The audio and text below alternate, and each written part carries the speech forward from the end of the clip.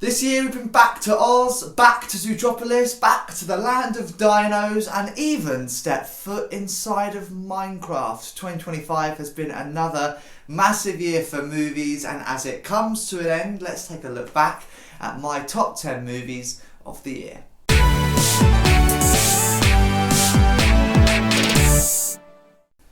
Hey, welcome back to the video, a brand new movie review, kind of talking about at least 10 movies in this video today. I'm counting down my top 10 movies of 2025. I did this 365 days ago, counting down my top 10 movies of 2024. And here we go, another year, been and gone, and we are here to talk about all of my favourites of 2025. As always, before we start counting down, this is not the correct list, this is just my list, this is just my opinion. You might have a totally different top 10 than me, because you may have seen films that I've not even seen. You might have films on your list that I absolutely hated. I may have films on my list that you may have absolutely despised as well. And that's the joy of having totally different top 10s. So let me know in the comments down below your top 10 movies of the year. I'd love to hear them. And without any further ado, let's get started with the top 10 and talk about those movies that just missed out on a place in my top 10. So therefore, get a few honourable mentions before we start counting down my list.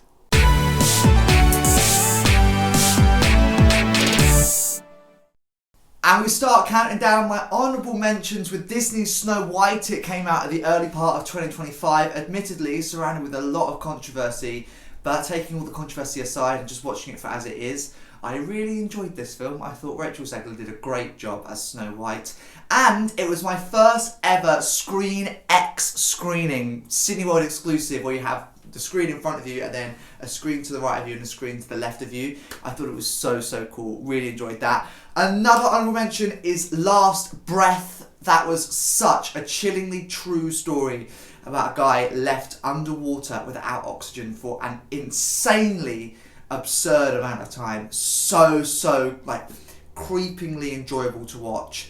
And you know, I just have to pay total respect to him, because what a trooper, what an incredibly remarkable true story. Really definitely go and recommend you check out Last Breath. Another one is the final conclusion of Bridget Jones's movies. Bridget Jones' Mad About the Boy dropped in February this year towards Valentine's Day. I went to go and see it with my mum. Really enjoyed it, and I think it's definitely my favourite instalment of the Bridget Jones franchise. A really fresh new take on Bridget, and it seamlessly incorporating Bridget into like 2025 tech, I think was like really cool, seeing the way she sort of evolved from her first movie. Really enjoyed that. Another honourable mention, the first ever Curzon movie that I watched, Flow, Oscar winner. Really enjoyed this, and I actually feel like the fact that there was no voice, it was totally silent, just really amplified the movie for me. I really enjoyed it. Another honourable mention is the Brad Pitt F1 movie that dropped during April. It was before summer, I believe. Oh look, the memory's going a little bit. F1, I really enjoyed this, and I did not expect to enjoy it as much as I did. I went in with pretty little expectations. I don't like F1 really, and seeing F1 on the big screen, I then found a new love for it. F1 was a really good film. And the final honourable mention for me of 2025 is Materialists, the A24 movie starring what's his name? Oh my gosh. What's his name? He was everywhere this summer. Oh, that's bad, isn't it? Materialist, though, really good film, and I really enjoyed the hidden meaning behind it about, you know, not even hidden, the really obvious meaning of just, you know, love isn't necessarily about the material things we have. It is about the people and the bonds that we can't break, and those people that will always just have a special place in your heart. Really good film. They're my honourable mentions, just missing out on places in my top 10. With that in mind, let's start counting down my top 10 movies of the year, and in number 10 is The Roses. Benedict Cumberbatch and Olivia Colman star in this comedy. I really enjoyed this film. I thought it was so fun, and this was one of those like classic 90-minute films that I just really enjoyed. It just had a perfect balance of kind of anger and like you wanted them to just kill each other, and then a really good balance of humour, and this was really funny. It had a nice story. I think the casting for this film was absolutely impeccable. I really don't think I've enjoyed Benedict Cumberbatch in something as much as I loved him in this film. Very, very, very good film, and do you know what? One of the few Searchlight movies that I really, really, really enjoyed. Very good film. That's on Disney Plus and on DVD right now. That will be definitely joining my collection in 2026. I know it's been out for a few months, but I've not got around to buying it yet. That will definitely be joining my DVD collection in the new year. Number 9 is I Swear, another true story following a guy with Tourette's overcoming the Tourette's and really campaigning, advocating for more awareness, more support for people with the condition. A very emotional, tear-jerking movie that really, really got me. I rate this 9 stars in my movie review. Very good film. It was just so wholesome, so great, and you really did feel for him as a character, but knowing this was a true story, knowing that he's still out there advocating for more awareness, for more support for people with Tourette's, you know, and to see some of the awful things that were happening to him as a child and the journey he went through and overcame. It was just such a beautiful, beautiful movie, and the fact that it is a true story just amplifies it for me. I thought it was a really, really great movie, and I think it actually does just show also how far we've come as a society. You know, back then that was kind of considered the norm, to just totally bully and, you know, belittle people with a condition that they have no control over, you know, and now we're doing so much to help support people, and more awareness for it, and more money is being put into funding for people with Tourette's. I think it's such a great, it puts into perspective such the great journey that we've had, and I really, really, really enjoyed this film. Very, very, very good.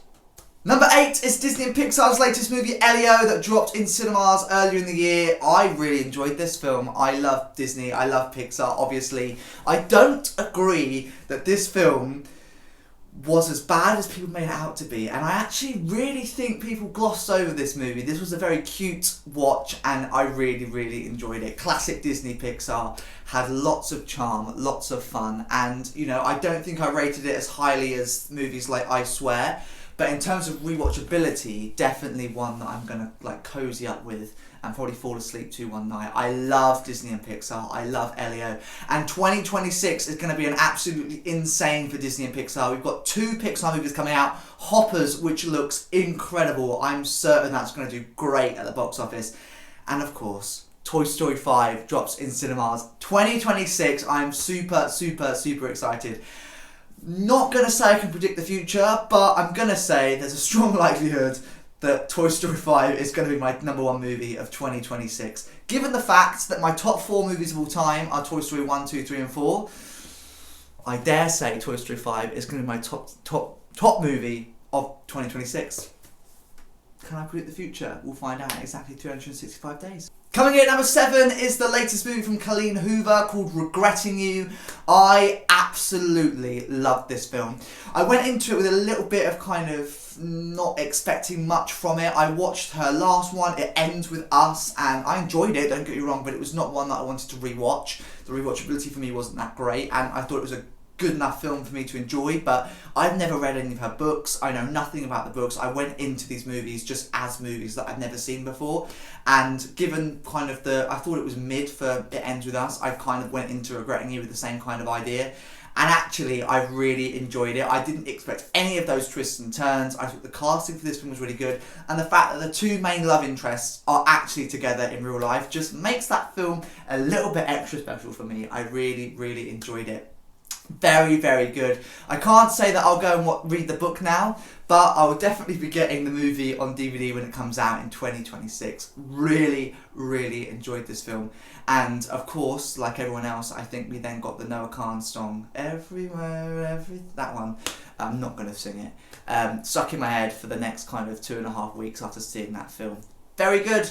Just missing out on a place in my top 5 is the first movie of the brand new DC world that they're creating, Superman. Obviously, we've had endless Superman movies, and I really enjoyed the OG Superman, Christopher Reeve. He is my Superman, always has been. I was a bit sceptical when this movie came out, but I really, really enjoyed it. And I know DC is wanting to kick off a new era, bringing out loads of, you know, basically wanting to become a little bit more like Marvel. We've got Supergirl coming out next year.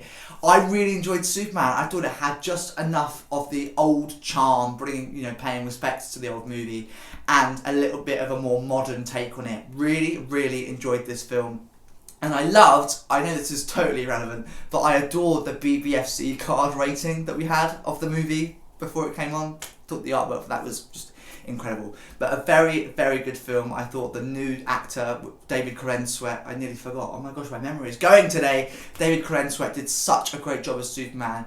Really thoroughly enjoyed this movie and excited to see what happens with the new era of DC. So we'll be checking out Supergirl, or Superwoman. Is it Superwoman? I think it's Supergirl in 2026.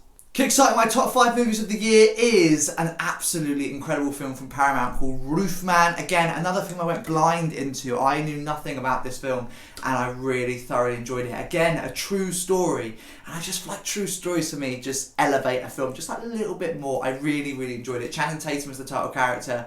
Really exceptional performance. And to think, movies like this are often, you think like when you watch movies, you go, that is so unrealistic. Everything in this movie happened and was totally true. And that just totally baffled me. Incredible, incredible. Admittedly, some of the choices he made, I would question.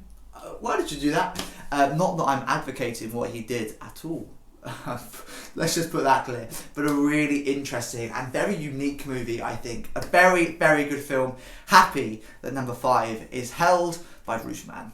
Coming in at number 4 is Disney's second movie of the year for me, Zootropolis 2, an excellent sequel. I saw it twice. I saw it the day of its release and the day after its release, and I saw it in Super Screen, my first ever Super Screen screening. I absolutely adored this film. I think rewatching Zootropolis 2 for the second time just made me realise how much I love Zootropolis, and actually how much I think I gloss over it. I really think that this was like an overshadowed film for me by like Frozen and stuff like that. Zootropolis is a very good film. The sequel is a really worthy sequel. I think I've spoken about it before. I definitely have spoken about it before in movie reviews. But people do make sequels sometimes just for money. I dare say it. And despite the fact that Zootropolis 2 is making a mega bucks, I mean, it's close to like $1.7 billion worldwide, it's gross so far, and it's literally been in cinemas for just over a month. So incredible, incredible stats for that movie. But Disney, I think, did make this film. I think it's a worthy sequel. I think it really brings more to this kind of Zootropolis story. It's not just a lousy sequel that's been made to make more money. It does bring something more to Zootropolis, or Zootopia as you call it elsewhere, but this is a really worthy sequel. We bring new characters, and there's definitely room for more movies, 3, 4 movies, and of course we do get left with a little idea of potentially a third movie where it could take us, maybe with flying animals, birds, possibly, I don't know, but a very good sequel, and I just love Zootropolis. Nick and Judy are my couple of the year, I'm not going to lie to you. I loved it. Sitting comfortably at number 4, but just missing out on a place in my top 3. Speaking of top 3, Drop is my third movie of 2025, and for a very long time it was a strong contender for the top spot. I loved this film. A thriller, suspenseful movie where a lot of people would argue they could tell from a mile off what was going to happen. I couldn't. I really couldn't, because I just kind of took everything as it came, and admittedly I was trying to figure out who maybe could be the one doing all these kind of really horrible things to her. It was bound to be somebody in the restaurant, but who? And as much as I was trying to play along and figure it out, I was also just sat back really enjoying this movie. And the fact that we can again evolve with the 21st century and create a movie about a killer threatening her target by using airdrop. Admittedly, it wasn't called airdrop. Apple copyright, trademarks and all that. But I just thought, what a really great, unique idea for a movie, and a very, very well executed film. I thoroughly, thoroughly enjoyed that movie. And like I say, for a long time was my number 1 film of the year, before it got knocked off by the next 2. Which ones are they? Well, at number 2 is the live-action Lilo and Stitch that dropped in May this year. a very good film. I loved the original Lilo and Stitch. I love Leroy and Stitch. I love Lilo and Stitch 2. Like, I do love Stitch. I love the Lilo and Stitch movies. But I think this live action movie really just reminded me how much I loved this movie and how much I loved the character of Stitch. I then went to go meet Stitch in Disney World in the summer, so it was just a great year, and Lilo and Stitch really was good. I think the reason it was so good was because I cannot remember her name, and I'm so sorry, I should have planned, but the young girl that played Lilo in this movie, did such an excellent job. She's definitely got a really bright future ahead of her in terms of movies, and I think she's starring in a second live action Lilo and Stitch that they're making. I've heard rumours that that's been greenlit and that production has started on it. Don't quote me on it, but that's what I've heard. In which case, she is going to be an absolute icon. I can really see bright things for her, but this is just, I think, the magic of the first film. A lot of people did question it because they, didn't include everything from the first film, and that's true, but that's true, but not necessarily taking away from this new movie. It's a live action remake, so I don't necessarily think it has to be frame by frame the exact remake, just live action form compared to animated. I don't think that's what a live action has to be, and I do think they've tweaked it and just made it that little bit nicer, and I've thoroughly enjoyed it. So Lilo and Stitch is the runner-up for my movie of 2025, but like I say, I've seen just under 100 movies across the course of 2025 in cinemas, and tons more at home on streaming platforms, but one movie got my 10 out of 10 in my movie review this year: The Return to Oz. My number one movie of the year is Wicked for Good. I loved Wicked last year. I believe it was my runner-up. Was it my runner-up? I think it was my runner-up last year. And I really enjoyed it. I've never seen the Sage Show. I'm now booked to go and see Wicked in the West End later in 2026. Very excited for that, but I had to hold off before I'd seen Wicked for Good. And I loved this movie. I had no idea it was going to happen. I've not seen the show, not read the book. I had no idea it was going to happen, which I think is why the film was that little bit better for me, because I genuinely had no idea how it was going to end. The songs were really great, the casting, as always, brilliant, and I just feel like I was so immersed in the world of Oz, in these characters. I just loved what John did, the director of this film. I just think it was such a worthy movie to be put into two parts, and this was like 2 hours and 20 minutes. To me, it did not feel like that because I was just so immersed in what was going on. Jonathan Bailey, of course, eye candy for this movie. Really great. I love Jonathan Bailey. And this film just had it all for me. It was such an epic conclusion to the first Wicked film. I think it did the stage musical justice. I think it did the book justice. And I do think it did musical theatre students across the world and musical theatre lovers across the world absolute justice. A very good film. It is sitting comfortably at number one, becoming my favourite movie of 2025.